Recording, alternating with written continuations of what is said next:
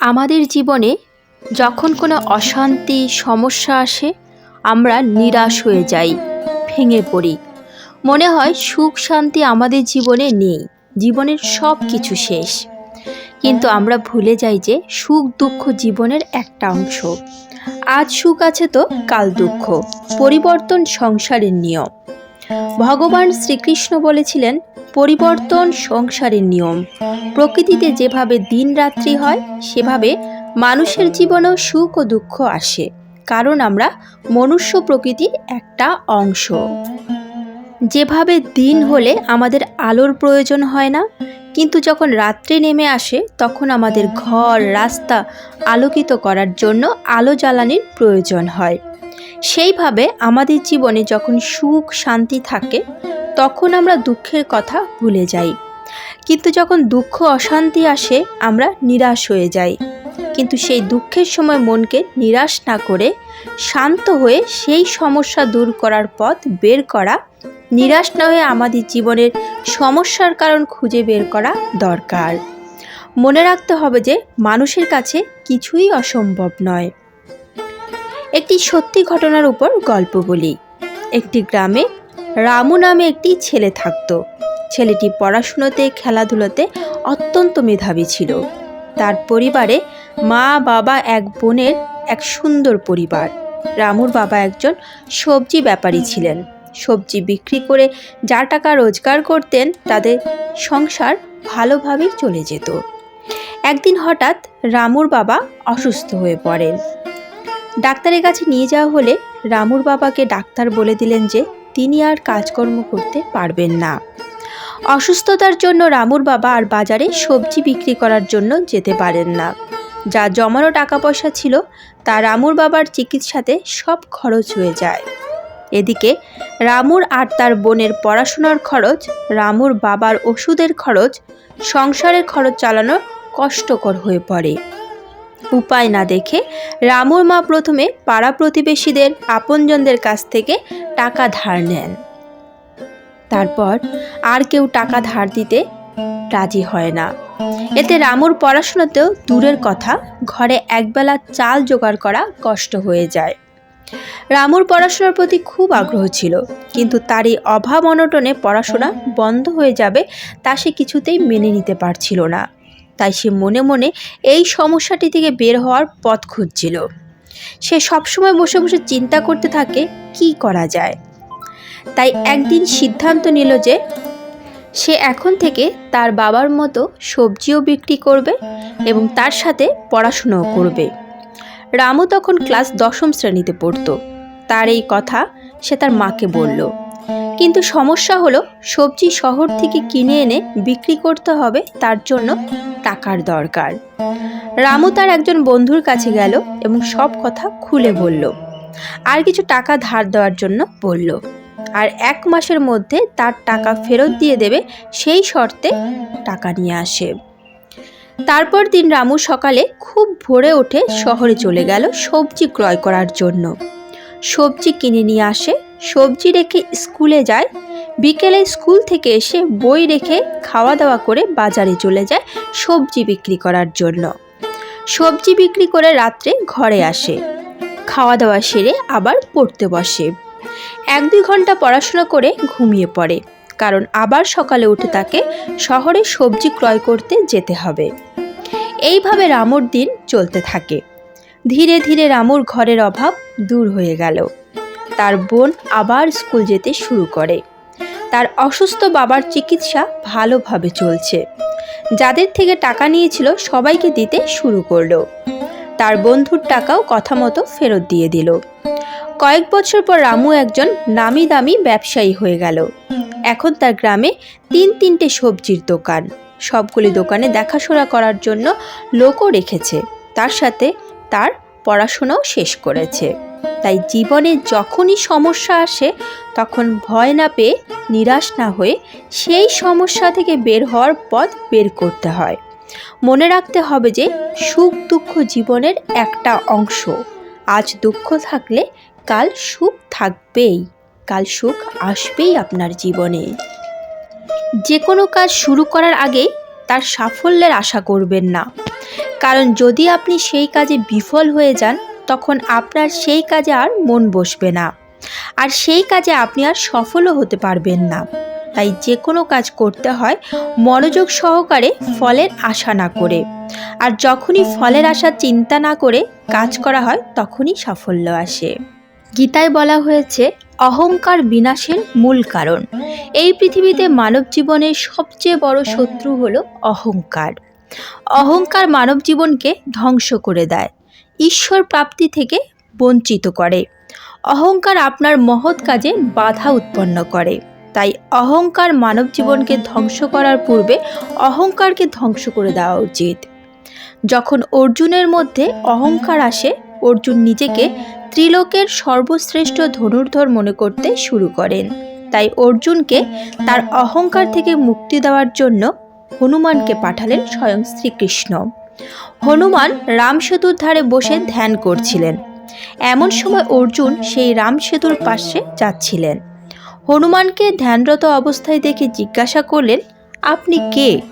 হনুমান তখন বললেন, আমি একজন রাম ভক্ত।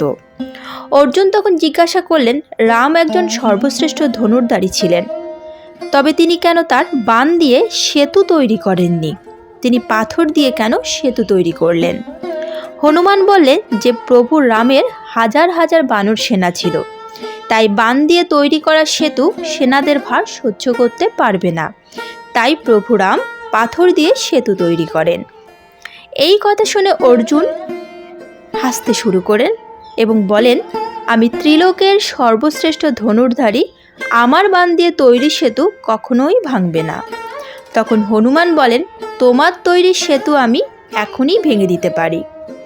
এই কথা শুনে অর্জুন খুব রাগান্বিত হয়ে গেলেন এবং হনুমানকে বললেন, ঠিক আছে, তুমি যদি আমার বাণ দিয়ে তৈরি সেতু ভেঙে দাও, তাহলে আমি তোমার দাস হব, আর যদি তুমি ভাঙতে না পারো, তাহলে তুমি আমার দাস হবে।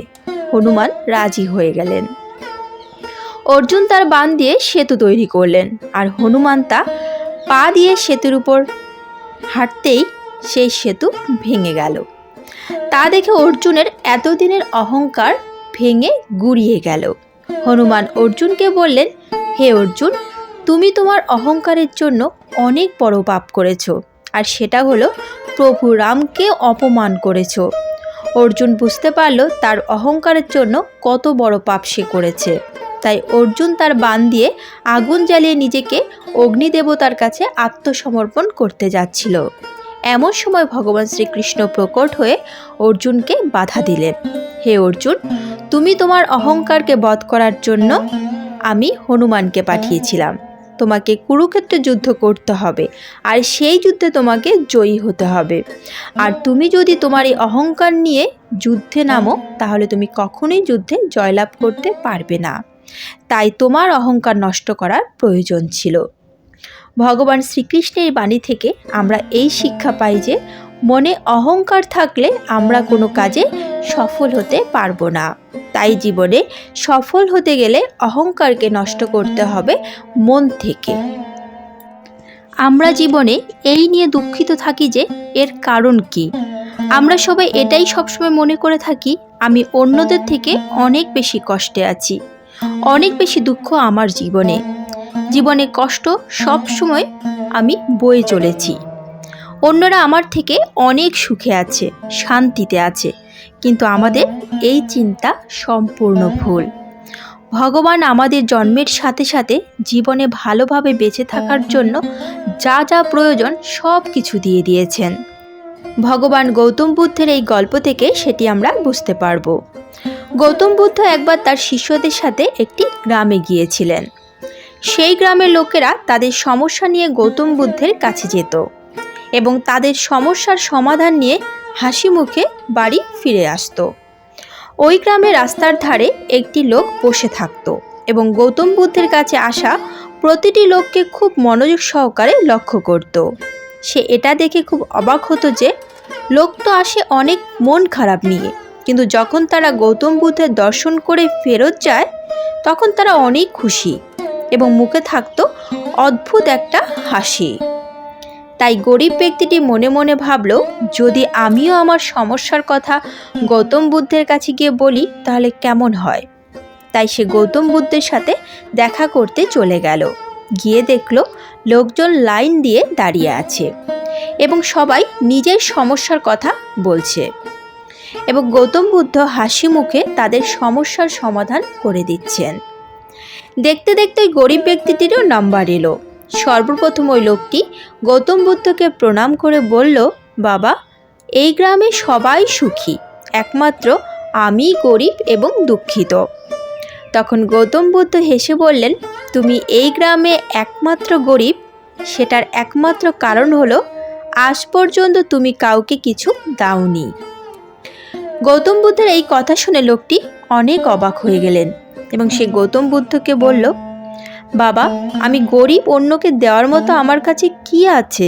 আমি নিজেই অনেক কষ্ট করে ভিক্ষা করে দুবেলা দুমুঠো অন্ন জোগাড় করি। গৌতম বুদ্ধ অনেক মনোযোগ সহকারে লোকটির কথা শুনছিলেন এবং বললেন, সত্যি তুমি একটা মূর্খ লোক। অন্যকে দেবার জন্য ঈশ্বর তোমাকে অনেক কিছু দিয়েছেন, তোমার মুখের হাসি দিয়েছেন, যা দিয়ে তুমি অন্য লোকের মধ্যে আশা জাগাতে পারো। তোমাকে মুখ দিয়েছেন, যা তুমি অন্য লোকের সাথে মিষ্টি কথা বলতে পারো, অন্যের প্রশংসা করতে পারো। ঈশ্বর তোমাকে দুটি হাত দিয়েছেন, যা দিয়ে তুমি অন্য লোককে সাহায্য করতে পারো। আর ঈশ্বর এই তিনটি জিনিস যাকে দিয়েছেন সে কখনো গরিব হতে পারে না। গরিব তো মানুষ নিজের মন থেকে হয়ে থাকে। এটি একটি ভুল ধারণা ছাড়া আর কিছু নয়। আর এই ভুল ধারণা আমাদের জীবন থেকে দূর করাই আমাদের উদ্দেশ্য হওয়া দরকার। গৌতম বুদ্ধ লোকটিকে বললেন, যদি তোমার মনে গরিব হওয়া ও টাকা না হওয়ার চিন্তা আসতে দাও, তাহলে সেটা তোমার গরিব হওয়ার কারণ হবে। আর এসবের চিন্তা থেকে যখন তুমি বেরিয়ে আসতে পারবে, তখন থেকেই তোমার জীবনে দারিদ্রতার দুর্দশা কেটে যাবে। গৌতম বুদ্ধের এই কথা শুনে ওই গরিব ব্যক্তিটির মনে হাসি ফুটে ওঠে এবং ওই ব্যক্তিটি গৌতম বুদ্ধের এই উপদেশগুলি তার নিজের জীবনে পালন করে, যার কারণে সে আর কখনোই দুঃখী হয়নি। জীবনের শান্তি পাওয়ার উপায়ও গৌতম বুদ্ধ বলে গিয়েছিলেন। মহাত্মা গৌতম বুদ্ধ একটি নদীর তীরে একান্তে একটি ঝুপড়িতে বসবাস করতেন। গৌতম বুদ্ধ তার ঝুপড়ির চারপাশে সবুজ গাছপালা লাগিয়ে রেখেছিলেন এবং তার লাগানো গাছপালার মধ্যে অনেক পাখিরা বসবাস করত। সকাল বিকেল পাখির মধুর শব্দে গৌতম বুদ্ধকে সব সময় আনন্দিত করে রাখত। এমন মনে হতো এই গাছপালা, পশু পক্ষী, নদী সবই যেমন গৌতম বুদ্ধের পরিবার। গৌতম বুদ্ধ নিজের এই পরিবারের সাথে খুব আনন্দে থাকতেন। একদিন ভোরবেলা গৌতম বুদ্ধ দেখেন তার দরজার পাশে এক জমিদার দাঁড়িয়ে আছেন। জমিদারকে অনেক চিন্তিত মনে হচ্ছিল। গৌতম বুদ্ধ জমিদারকে তার কাছে আসার কারণ এবং জমিদার কেন এত চিন্তিত তার কারণ জানতে চাইলেন। জমিদার তখন গৌতম বুদ্ধকে বলেন, বাবা, আমার টাকা পয়সা সম্পত্তি কোনো অভাব নেই। আমার একটি সুখী পরিবার আছে। আমার পরিবারের কোনো রোগ নেই। তবু আমি রাত্রিবেলা ঘুমোতে পারি না। মনে সব সময় একটি অশান্তি বাস করছে। এমন কেন হয়? জমিদার গৌতম বুদ্ধের কাছে জানতে চাইলেন। গৌতম বুদ্ধ জমিদারের কথা খুব মনোযোগ দিয়ে শোনেন। গৌতম বুদ্ধ জমিদারের মাথায় হাত বুলিয়ে বলেন, দেখো, তোমার কাছে সব কিছু আছে, কিন্তু তোমার কাছে সেই জিনিস নেই যে জিনিস তোমার নিদ্রার জন্য প্রয়োজন। তখন জমিদার গৌতম বুদ্ধকে জিজ্ঞাসা করেন, সেটি কি জিনিস বাবা? গৌতম বুদ্ধ বলেন, তুমি চতুর্দিকে চিন্তার মধ্যে আছো।